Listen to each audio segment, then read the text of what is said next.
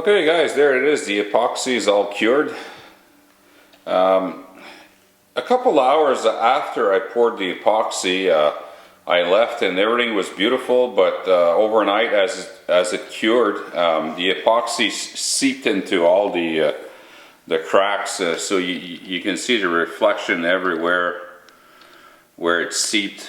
And then the next day, some places like on the edge here, the cracks were still pretty deep. So you can see here I poured some more epoxy.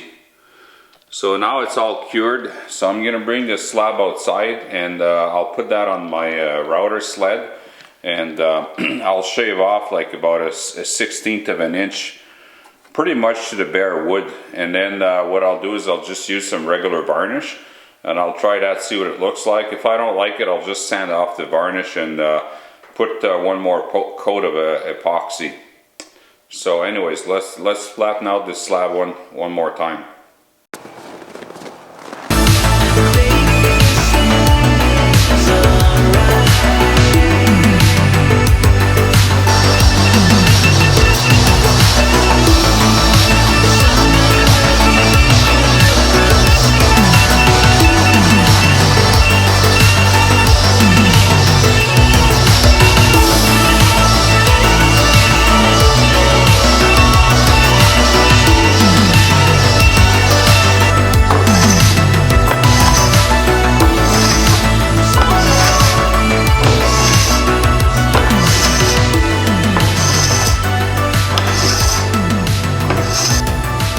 Alright guys, so I'm done sanding this right down to 400 grit, and I'm really happy the way it turned out. Those gaps are nicely filled up with the epoxy. It was very expensive, 150 bucks of epoxy, but it looks really nice. Now I'm not going to put epoxy to finish it. I'll just use regular oil varnish. I think it's going to look more natural, as epoxy has like the plastic look to it. So anyways, I just got to sand down the sides now. Sand them down to maybe 220 grit for the sides. And I just can't wait to varnish it, see what it's going to look like.